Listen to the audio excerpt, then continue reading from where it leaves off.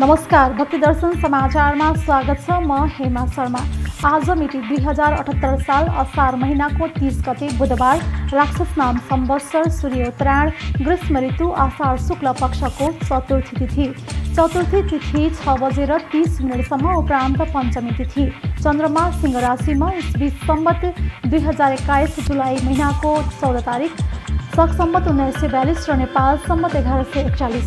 आज सूर्योदय बिहान 5:18 र सूर्यास्त साँझ 7 बजे। सर्वप्रथम अहिलेसम्मका प्रमुख समाचार। बुङमती स्थित रातो मच्छिन्द्रनाथ मन्दिरको तोकिएको समय अवधिमा ठेकेदार कम्पनीले काम पूरा नगरेपछि पुनर्निर्माणमा ढिलाइ। श्रीलङ्का सरकारको सहयोगमा निर्माणाधीन यो मन्दिर सम्झौता अनुसारको अवधिमा नसकेपछि पुरातत्व विभागबाट पटक पटक म्याद थपिँदा पनि थप भएको अवधिमा समेत काम अधुरै। लुम्बिनी आसपासको क्षेत्रलाई बौद्ध संस्कृतिमय बनाउने लक्ष्यसहित बुटवल माथिको हिल पार्क डाँडामा झण्डै 1 अर्ब लागतमा विशाल बुद्ध मूर्ति स्थापना गर्ने योजना अघि बढ्दै। लुम्बिनीसँग बुटवल र आसपासको क्षेत्रलाई जोड्न र रूपन्देही क्षेत्रलाई नै बुद्धमय बनाउने योजनासहित बुद्ध मूर्ति निर्माणको परिकल्पना। आदिकवि भानुभक्त आचार्यको जन्मस्थल चुदी रम्घा उपेक्षामा डडेलोमा परेको भानुको जन्मघर पनि अहिलेसम्म पुनर्निर्माण हुन सकेन। केही बनेका भौतिक पूर्वाधार पनि संरक्षण हुन नसक्दा नासिँदै आदिकवि भानुभक्त जन्मस्थल विकास समिति सङ्घ सरकार मातहतमा रहेकाले राजनीतिभन्दा अलग्गै विकास समिति बनाउन स्थानीयवासीको जोड। बागलुङको काठेखोला गाउँपालिकामा 280 किलोको नगारा निर्माण। नगराले सांस्कृतिक र पर्यटकीय आकर्षक थप्नुका साथै नेपाली मौलिक लोकवाद्यप्रतिको सम्मान पनि झल्काउने विश्वास। समय दुर्लभ लोभी पापी गरुड जाजरकोटको बारेकोटमा भेटियो। अग्ला सिमल र सालको रुखमा बस्ने र गुड लगाउने भएकाले रुख पडानी, बाली नालीमा हालिने विषादी लगायतका मानवीय क्रियाकलापकै कारण दुर्लभ पन्छी लोप हुने अवस्थामा। सरकारले आजदेखि कोरोना भाइरस विरुद्धको चीनबाट आएको भेरोसेल र अमेरिकाबाट आएको जोन्सन एन्ड जोन्सन खोपको पहिलो मात्रा 77वटै जिल्लामा लगाउँदै। नेपाल सरकारले तोकेका अत्यावश्यक सेवामा संलग्न खोप लगाउन बाँकी व्यक्तिहरू, खोप अनिवार्य गरेका देशमा जाने नेपाली नागरिकलाई भेरोसेल लगाइने। जोन्सन एन्ड जोन्सन खोप 50 देखि 54 वर्ष उमेर समूहका सबै नागरिक, पूर्ण र अति अशक्त अपाङ्गता भएका नागरिक र हाल नेपालमा बसोबास गरिरहेका शरणार्थीलाई लगाइने। झुडाका अधिकांश गाउँ गाउँमा विद्युतीकरण भएसँगै पानीबाट मेसिन सञ्चालन गरेर ठेकी बनाउनेहरू अहिले भने विद्युतबाट मेसिन सञ्चालन गरेर ठेकी बनाउँदै पुर्खौँदेखि ठेकी बनाएर जीविकोपार्जन गर्दै आइरहेकाहरूलाई पछिल्लो समयमा सहज बन्दै प्रति ठेकी 300 देखि 5,000 रुपैयाँमा बिक्री हुने।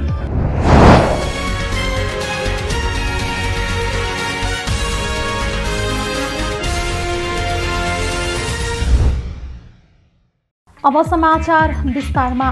तोकिएको समय अवधिमा ठेकेदार कम्पनीले काम पूरा नगरेपछि बुङमती स्थित रातो मच्छिन्द्रनाथ मन्दिरको पुनर्निर्माणमा ढिलाइ भएको छ। विक्रम सम्वत 2072 को भूकम्पले मन्दिर क्षतिग्रस्त बनेको थियो। त्यही वर्ष माघ 2 गते प्रधानमन्त्री केपी शर्मा ओलीले पुनर्निर्माणको सुरुवात यहीबाट गर्नुभएको थियो। मन्दिरको पुनर्निर्माण भने ठेकेदार कम्पनीले निर्माण सामग्रीको अभाव लगायतका कारण देखाएर ढिलाइ गरेको हो। निर्माणमा प्रयोग भएको इँटामा अङ्ग्रेजी लेखिएको भन्दै स्थानीयवासी समेत असन्तुष्ट बनेका थिए। श्रीलङ्का सरकारको सहयोगमा निर्माणाधीन यो मन्दिर सम्झौता अनुसारको अवधिमा नसकेपछि पुरातत्व विभागले म्याद थप गरेको थियो। पटक पटक म्याद थपिँदा पनि थप भएको अवधिमा समेत काम सम्पन्न भएको छैन।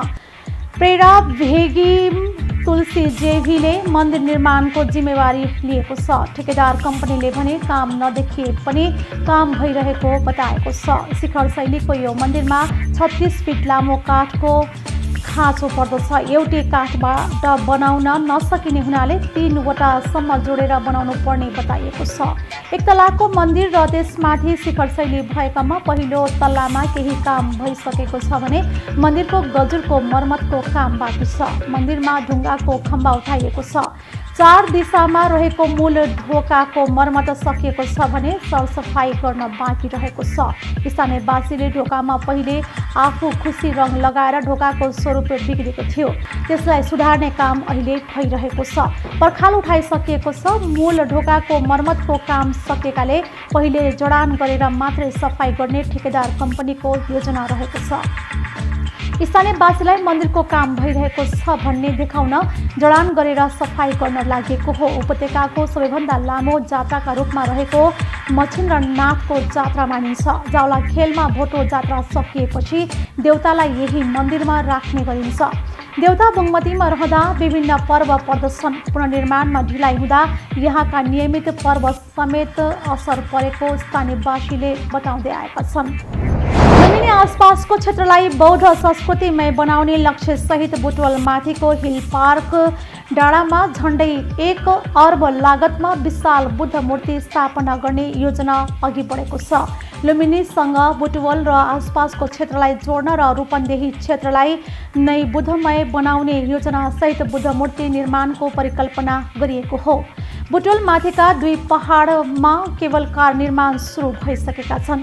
3 पहाड मध्ये हिल पार्कमा बुद्ध मूर्ति तथा नुवाकोट र बसन्तपुरमा केवल कार मार्फत पर्यटक पुर्याउने योजना छ।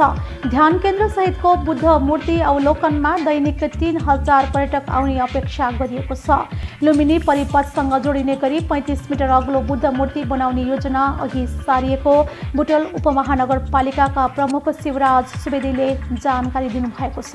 योजनाको डीपीआर निर्माण भइसकेको भन्दै सुवेदीले कोरोना महामारीका कारण अरू प्रक्रियामा केही विलम्ब भएको बताउनु भएको छ।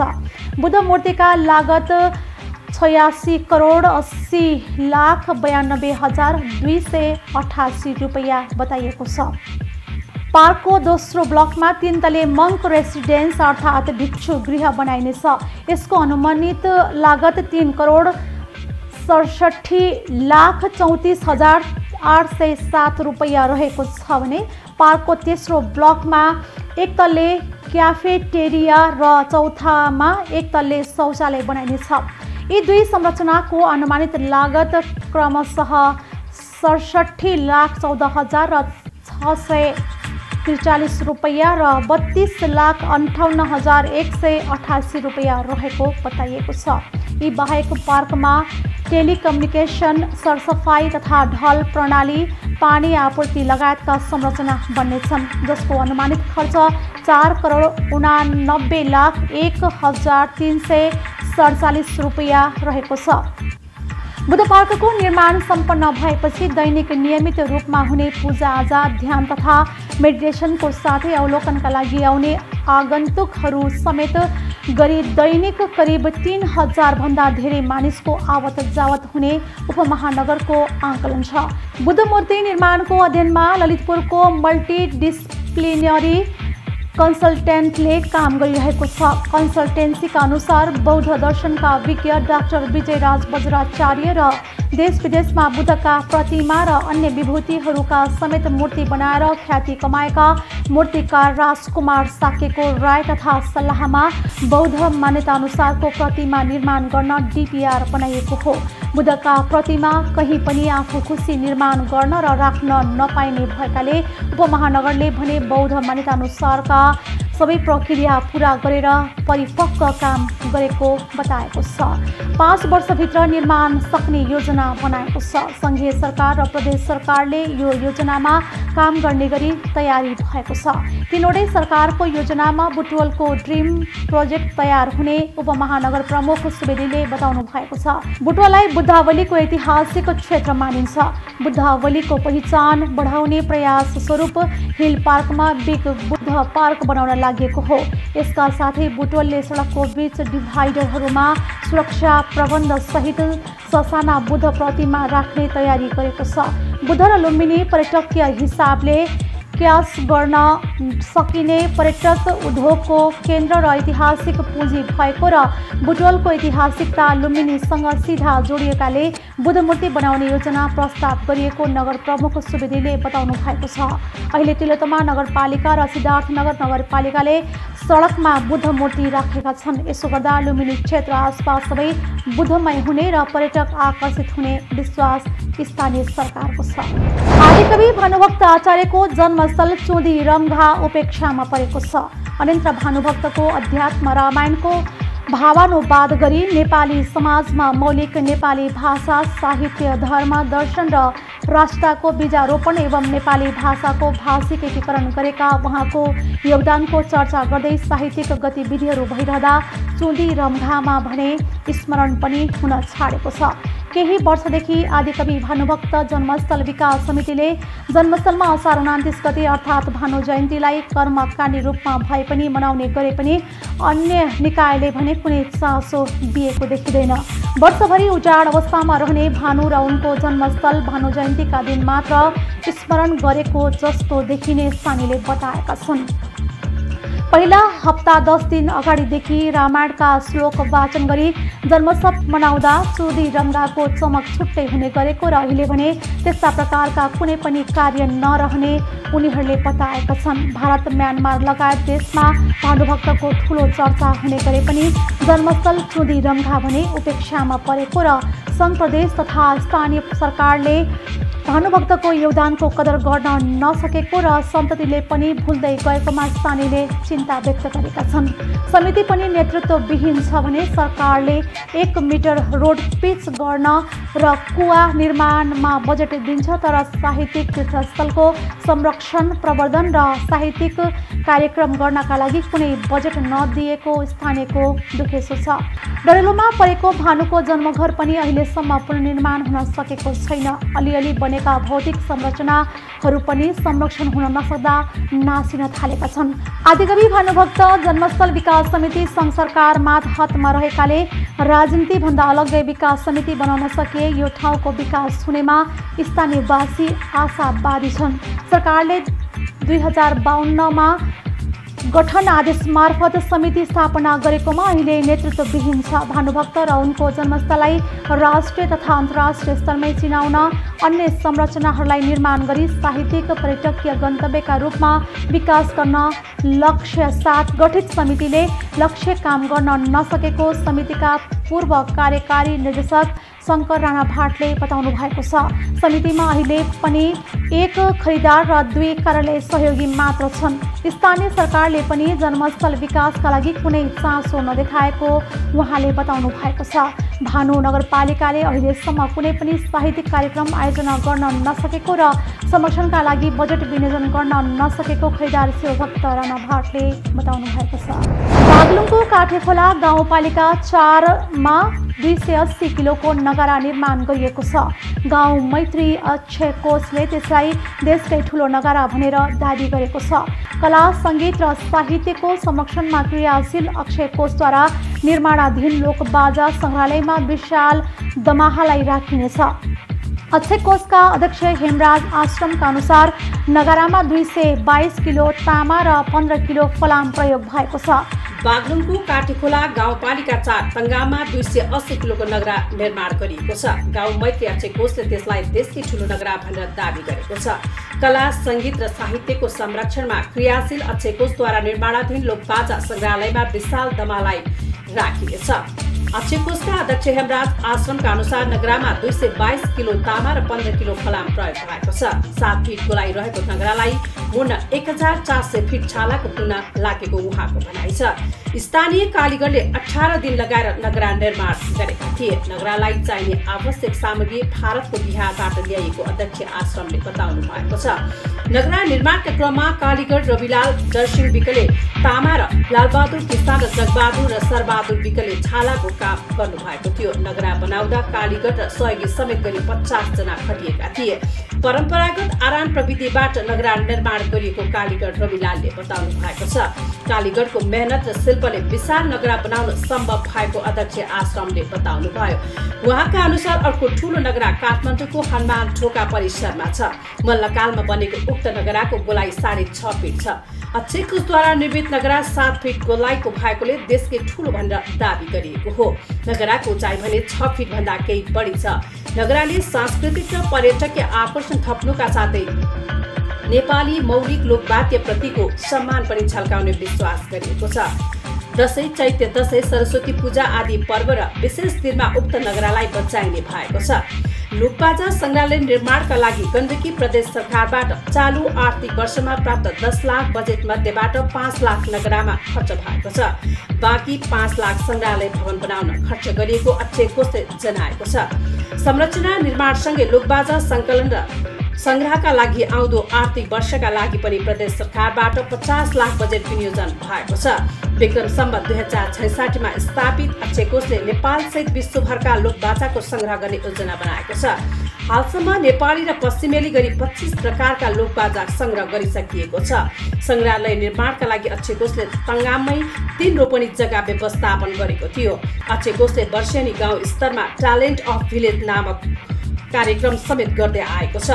गीत, नृत्य र साहित्यतर्फ प्रतिभाको खोजी गर्ने उक्त प्रतियोगितात्मक कार्यक्रमले 10औं संस्करण पार गरिसकेको छ। अक्षय कोषलाई थप संस्थागत र व्यवस्थित बनाएर समुदायलाई हस्तान्तरण गर्ने अध्यक्ष आश्रमले बताउनुभयो। अक्षय कोषको चल अचल गरी 20 लाख बराबरको सम्पत्ति छ। सरकारले आजदेखि कोरोना भाइरस विरुद्धको खोप पहिलो मात्रा लगाउँदैछ। चीनबाट आएको भेरोसेल र सोमबार अमेरिकाबाट आएको जोन्सन एन्ड जोन्सनको खोप आजदेखि 77वटै जिल्लामा लगाइने स्वास्थ्य तथा जनसङ्ख्या मन्त्रालयको स्वास्थ्य सेवा विभागका महानिर्देशक डाक्टर दीपेन्द्र रमण सिंहले जानकारी दिनुभएको छ। विभागले भेरोसेल र जोन्सन एन्ड जोन्सनको खोपको लक्षित समूह छुट्याएको छ। उहाँका अनुसार भेरोसेल 55 वर्ष र सो माथिका उमेर समूहका कोभिड विरुद्ध सबै नागरिकलाई लगाइनेछ। यस्तै भेरोसेल विश्वविद्यालय, विद्यालय, प्राध्यापक, शिक्षक र कर्मचारीहरू, सार्वजनिक यातायातमा कार्यरत चालक र सहचालकलाई पनि लगाइनेछ। नेपाल सरकारले तोकेका अत्यावश्यक सेवामा संलग्न खोप लगाउन बाँकी व्यक्तिहरू, खोप अनिवार्य गरेका देशमा जाने नेपाली नागरिकलाई पनि भेरोसेल लगाइनेछ। यसैगरी मङ्गलबार आएको 15 लाख जोन्सन एन्ड जोन्सन खोप 50 देखि 54 वर्ष उमेर समूहका सबै नागरिक, पूर्ण र अति अशक्त अपाङ्गता भएका नागरिक र हाल नेपालमा बसोबास गरिरहेका शरणार्थीलाई लगाइनेछ। जोन्सन खोपको मात्रा एक पटक मात्र दिएपछि पुग्दछ। मन्त्रालयले स्वास्थ्य संस्थामा कार्यरत स्वास्थ्यकर्मी तथा सरसफाई कर्मी र यसअघिको अभियानहरूमा खोप लगाउन छुटेका सबैजनालाई खोप लगाउने भएको बताउनु भएको छ। खोप लगाउनका लागि नागरिकले उमेर खुल्ने आधिकारिक प्रमाण, नागरिकता, पासपोर्ट, सवारी चालक प्रमाणपत्र, शैक्षिक प्रमाणपत्र र सो नभएमा पालिका वडाबाट उमेर प्रमाणित कागजात लिएर जानुपर्नेछ। यस्तै सार्वजनिक यातायातका चालक तथा सहचालकहरूको हकमा आधिकारिक परिचय पत्र र सवारी साधनसहित व्यवसायी सङ्घबाट तथ्यगत विवरण माग गरी प्रमुख जिल्लाधिकारीबाट प्रमाणित सूचीका आधारमा खोप प्रदान गरिनेछ। विश्वविद्यालय र विद्यालयका शिक्षक एवं कर्मचारीहरूको हकमा सम्बन्धित संस्थाको आधिकारिक परिचय पत्रका आधारमा खोप अनिवार्य गरेका देशमा जाने नेपाली नागरिकको हकमा पासपोर्ट र भिसाका आधारमा तथा पूर्ण र अति अशक्त अपाङ्गता भएका नागरिकको हकमा नेपाल सरकारले जारी गरेको प्रमाणपत्रका आधारमा खोप प्रदान गरिने मन्त्रालयले जनाएको छ। अहिलेसम्म नेपालका कुल जनसङ्ख्याको 8.8% जनसङ्ख्या अर्थात् 26,11,807 जनाले पहिलो मात्रा र 3.5% अर्थात् 10,41,366 जनाले दोस्रो मात्राको खोप लगाइसकेका छन्। विश्वमै दुर्लभ लोभी पापी गरुड जाजरकोटको बारेकोटमा फेला परेको छ। जिल्लाको बारेकोट गाउँपालिका 2 स्थित जिउलामा लोभी पापी गरुड फेला परेका हुन्। पन्छी संरक्षण सङ्घका केन्द्र सदस्य गोविन्द सिंहले बारेकोटमा पहिलो पटक लोभी पापी गरुड फेला परेको बताउनु भएको छ। यसअघि जाजरकोटको भेरी नगरपालिका, बाँकेको चिसापानी र सुर्खेत सिमतामा लोभी पापी गरुड फेला परेका थिए। सामान्यतया 915 मिटरभन्दा कम उचाइको भूभागमा पाइने लोभी पापी गरुड बारेकोटमा भने 1600 मिटरको उचाइमा भेटिएको सिंहले बताउनु भएको छ। धेरै उचाइमा समेत लोभी पापी गरुड भेटिन थालेपछि अध्येताहरूका लागि चासोको विषय हुन सक्ने उहाँको भनाइ छ। जलवायु परिवर्तनका कारण बिस्तारै यो पन्छी लेकतिर बसाइ सर्ने गरेको चराविदको भनाइ छ। बारेकोट जुम्लासँग सिमाना जोडिएको गाउँपालिका हो। अग्ला सिमल र सालको रुखमा बस्ने र गुण लगाउने भएकाले रुख फडानी गर्दा गिद्ध लगायत यो पन्छीलाई असर परेको र त्यस्तै बालीनालीमा विषादी हालेर मुसा मार्दा यसले खाएर पनि मर्ने गरेको बताइएको छ। मानवीय क्रियाकलापकै कारण यो दुर्लभ पन्छी लोप हुने अवस्थामा पुगेको छ। यसले बालीनालीमा हुने किरा फट्याङ्ग्रा भ्यागुतो सर्प मुसा खाएर बालीको सुरक्षा गर्ने भएकोले किसानको साथी मानिन्छ। लोभीपापी गरुड मध्यम आकारको गरुड हो। यसको गठिलो प्रायः कालो शरीर, बुवादार सेतो घाँटी, कालो शिर तथा निर्गम स्थल र तल्लो पुच्छर ढकनी सेतो भएको हुन्छ। यसको उडानका क्रममा माथिल्ला र तल्ला पखेटा पुरै गाढा देखिन्छन्। बच्चा लोभीपापी गरुड वृषक जस्तै देखिने तर अलि फिक्का खैरो शरीर तथा पखेटाहरूका साथै प्वाखरले ढाकिएको निधार भएको हुन्छ। लोभीपापी गरुड नेपालमा पाइने एक प्रकारको गरुडको प्रजाति हो। यो चरा एसियाको रैथाने प्रजाति हो। लोभीपापी गरुड एसियामा नेपाल, भारत हुँदै इन्डोनेसियासम्म तथा अफ्रिकामा पनि पाइने गर्छ। यो प्रजाति प्रायः 915 मिटरभन्दा तलको क्षेत्रमा पाइने गर्छ। यो चराको प्राकृतिक वासस्थान खोला नाला, ओसिलो भूमि, दलदले भूभाग तथा तालहरूको छेउछाउका घाँसे मैदान हुन्। डडेलधुराका अधिकांश गाउँ-गाउँमा विद्युतीकरण भएसँगै पानीबाट मेसिन सञ्चालन गरेर ठेकी बनाउनेहरू अहिले भने विद्युतबाट मेसिन सञ्चालन गरेर ठेकी बनाउन थालेका छन्। विद्युतबाट ठेकी बनाउँदा एकातर्फ खोलामा बास बस्नु परेको छैन भने अर्कोतर्फ कम समयमा बढी ठेकी उत्पादन गर्न सकिने भएको छ। एक रिपोर्ट। डडेलधुराका अधिकांश गाउँ-गाउँमा विद्युतीकरण भएसँगै पानीबाट मेसिन सञ्चालन गरेर ठेकी बनाउनेहरू अहिले भने विद्युतबाट मेसिन सञ्चालन गरेर ठेकी बनाउन थालेका छन्। विद्युतबाट ठेकी बनाउन थालेपछि एकातर्फ खोलामा बास बस्नु परेको छैन भने अर्कोतर्फ कम समयमा बढी ठेकी उत्पादन गर्न सकिने भएको छ। पहिलो भन्दा अब छैन त उयो थियो, म अब नियममा अब नपुग्यो भयो साधनले ठोकी बनाएको बिल्डिङ हुन्छ कुरा धेरै महँगो पड़न्छ बनेमा अब ठुलो बिल्डिङ भयो कि कहाँलाई 6-7 हजार ग्राहक आया हुन्छ कोही यहाँ कोही कोही ल्याइमेर पनि 3,000 25,000 पहिलेदेखि काम यही कामको थियो। अब हाम्रो जात संग्रह भन्नाले यही कामको थियो। त्यो अब यहीमा पनि सजिलो छ, अब यहीमा पनि सजिलो हुन्थ्यो, उयोमा अब सिक्दै बेलालाई सजिलो हुन्थ्यो, यहीमा अब सिकाउनुको मात्रै काम छ।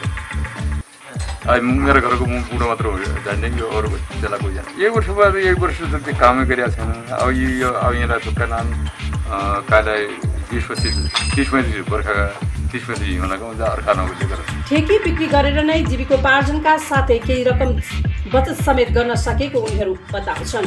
जिल्लाको अलिता गाउँपालिका, परशुराम नगरपालिकाका विभिन्न स्थानमा ठेकी बनाउने गरेका छन्।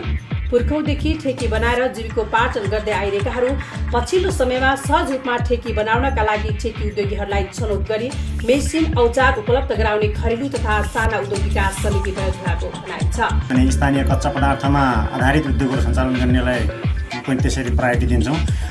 अनि चाहिँ विभिन्न किसिमले आर्थिक सामाजिक रूपमा पछाडि परेका वर्गहरूलाई प्रायोरिटीमा राखेर एउटा चाहिँ हामीले प्रविधि हस्तान्तरण गर्ने कार्यक्रम राखेका हुन्छौँ। यो प्रविधि हस्तान्तरण कार्यक्रम हामीले प्रत्येक वर्ष गर्छौँ र यसमा चाहिँ केही मार्किङ गरेर उनीहरूलाई चाहिँ अब छनौट के अरे हाम्रो बजेट सीमित हुन्छ, त्यो सीमित बजेटलाई चाहिँ अब अलिकति राम्रो व्यवसाय गरिरहेका अरूभन्दा चाहिँ अब्बल व्यवसायीहरू, अब्बल उद्योगीहरूलाई त्यसमा छनौट गर्छौँ। त्यो चाहिँ हाम्रो प्रत्येक वर्ष हुन्छ त्यो कार्यक्रम र यो आर्थिक वर्षमा पनि त्यो कार्यक्रम हामी सञ्चालन गर्छौँ। यसमा चाहिँ जिल्लाभरिबाट आफ्नो माग चाहिँ प्रत्येक उद्योगीले चाहिँ जिल्लामा चाहिँ आफ्नो प्रस्ताव कार्यालयमा पेश गर्नुपर्छ र त्यसपछि हामी तिनीहरूलाई छनौट गरेर तिनीहरूको माग बमोजिम बजेटको परिधिभित्र रहेर उनीहरूलाई केही मेसिन औजार उपकरणहरू सपोर्ट। ठेकीमा बनाइने दही र मही मिठो हुने भएकाले ठेकीको माग बढ्दो छ। प्रति ठेकी 300 देखि 5,000 रुपियाँमा बिक्री हुने गरेको डडेलधुरा सहकर्मी विमल जैलीले जानकारी गराउनु भएको छ।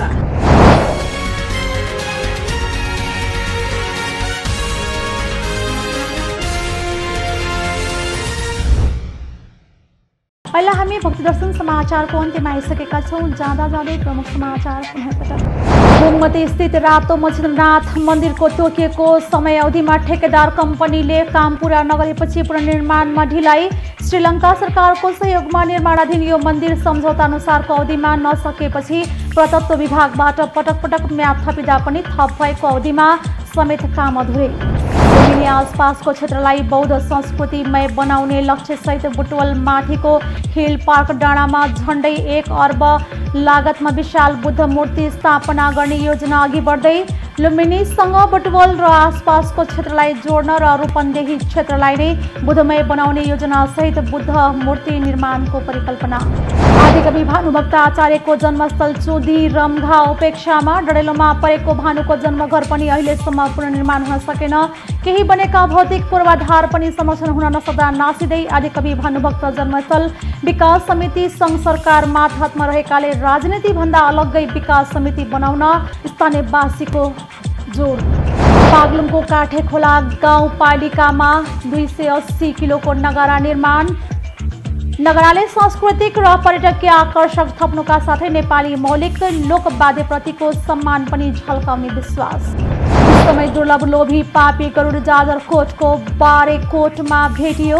अग्ला सिमल र सालको रुखमा बस्ने र गुड लगाउने भएकाले रुख पडानी बाली नालीमा हालिने विषादी लगायतका मानवीय क्रियाकलापकै कारण दुर्लभ पन्छी लोप हुने अवस्थामा।